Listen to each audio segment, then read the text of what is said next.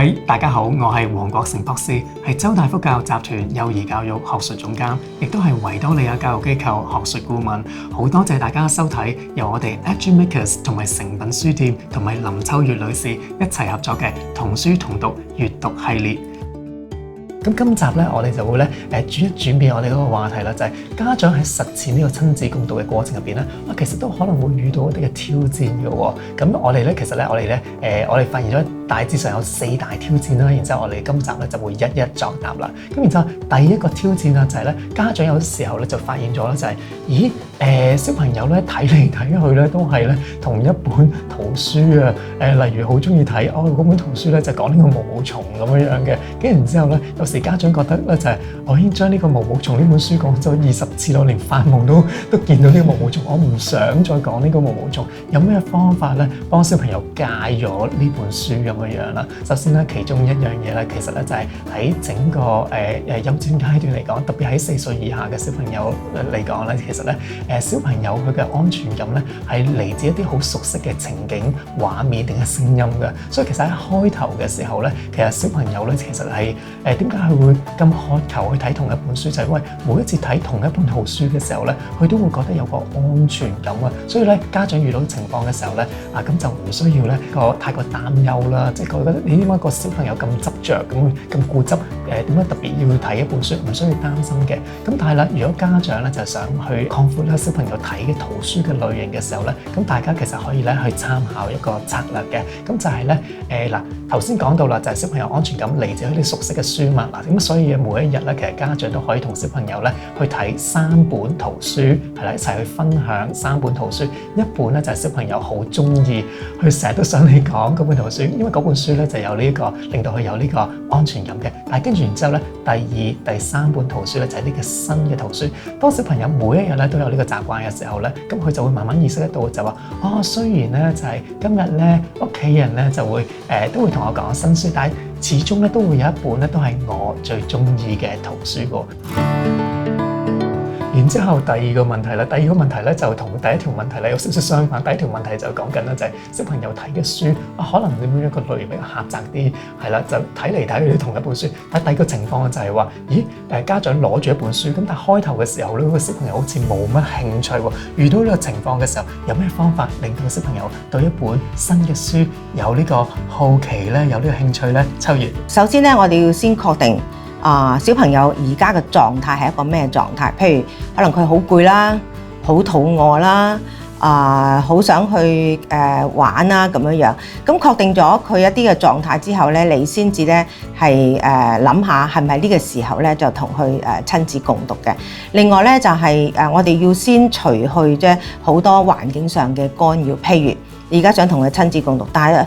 開咗電視喎。或者咧就係成台都係玩具，咁呢啲咧都係會令到佢分心，冇辦法咧專注喺你嗰個親子共讀裏邊嘅。咁呢個係一個外在嘅條件咁樣。第3咧就係盡量減少一啲嘅電子產品啦，唔好將電子產品咧成為一種即係奶嘴咁樣樣啦。咁減少，因為咧所有電子產品都令佢咧就係冇辦法咧忍耐咧，即係因為我哋閱讀咧其實係要進入一個狀態嘅裏邊。電子嘅產品咧睇得多咧，佢嘅影像太快啊，咁所以咧當佢要進入閱讀嘅時候咧，其實佢係有啲辛苦嘅。所以咧平時係減少一啲咧電子嘅產品，令到佢咧比較容易快脆啲咧進入嗰個圖畫故事裏邊。跟住第4點咧，就係當你講故事嘅時候咧，你多啲咧用你嘅聲線啊，去扮，譬如可能係動物啦，或者另外咧就係喺閱讀嘅過程裏邊，能夠讓小朋友參與嘅就俾佢參與啦。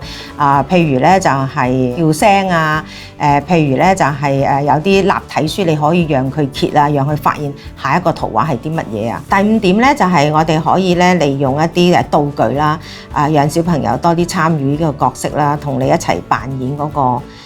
故事嘅發展咁樣樣。第6點咧就係我哋可以帶小朋友咧去書局咧揀佢自己中意嘅書啦。最後咧就係我希望咧就係家長都留意嘅就係當小朋友譬如做咗啲曳嘅行為嘅時候，千祈唔好同佢講話好，我罰你喺側邊睇書咁樣，咁將咧睇書成為一種懲罰咧，咁咧佢將來都唔會覺得咧就係閱讀係一件好嘅事嚟嘅。咁跟住落嚟嗰條問題咧，就係家長經常都會問嘅啦，就係有時候咧家長同小朋友講故事咧，進行呢個親子共讀嘅時候，發現咗咧就係講唔夠1-2分鐘，自己個小朋友就唔領情走咗開，然之後自己開始就覺得好似咧對牛彈琴，開始自己越講就越緊張。其實呢個情況接唔接受？我哋接唔接受嘅咧？正唔正常嘅咧？呢個情況好普遍嘅。我覺得咧小朋友佢嘅專注力好唔會好長噶嘛，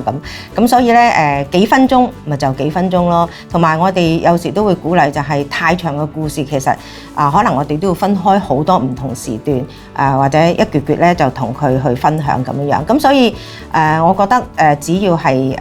開心幾分鐘，咁就幾分鐘咯。但係所以都係唔緊要，最重要就係你開心同佢分享啦。咁佢又好開心聽咗你嘅故事，咁就 OK 噶啦。咁同埋咧喺親子共讀嘅過程入邊咧，其實大家咧可以咧增強小朋友嘅參與度，因為其實小朋友嘅天性咧其實係中意喐動啊。有啲時候咧其實咧佢唔係坐定定咁去睇書，其實唔代表佢唔專心。其實本身咧小朋友天性係中意喐啊。嗱咁所以咧其實咧家長咧同小朋友打開一本圖畫書嘅時候咧，其實可以同小朋友咧就係去做一啲動作喎。咦，例如呢個故事入邊猴子喺度爬樹，爬樹嘅動作係點樣做㗎？係咁樣爬。咦，爬得快啲嘅時候啲動作會點？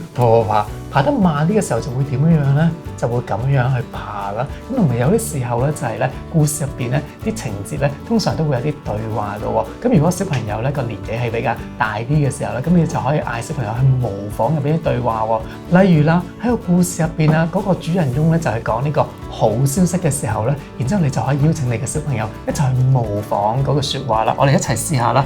好消息啊！係啦，就係咁樣咧，就令到小朋友咧有機會講嘢，有機會做動作嘅時候咧，其實佢自自然然咧就會專注啲噶啦。咁然之後啦，就嚟到呢個第4題啦。咁有時咧家長咧就係打開本圖書嘅時候有時都會咧掙扎一個位嘅，就有好多文字喺度喎。咁我係咪應該咧一開始嘅時候咧就指住啲文字嚟到去讀咧？咁其實咧我個答案咧就係話睇翻小朋友幾多歲啦。咁如果係講緊啲好細嘅小朋友嘅時候咧，3歲以下嘅小朋友嘅時候咧，其實佢唔係好明白啲文字係講緊啲咩嘅，所以其實最重要一樣嘢咧，就係首先要令到小朋友咧就係知道啲圖畫講緊啲咩嘢。咁小朋友咧其實咧喺0至3歲嚟講咧，其實佢對圖畫有個初步嘅印象，佢見到圖畫入邊有啲咁嘅嘢，但係咧好多時候就係開頭嘅時候咧，佢唔可以咧將呢啲細節咧串連埋一齊，變成一個有組織嘅故事啦。所以家長咧就要用你嘅語言嚟去打動小朋友咧圖畫同埋語言嘅經脈啦，就係用你嘅語言將啲圖畫串連埋一齊，變成故事嘅時候咧，咁慢慢咧小朋友咧就可以組織到個故事啦。咁同埋咧就係透過之後一啲嘅對答，令到小朋友就知道原來故事發生到呢一度嘅時候咧，我就咁。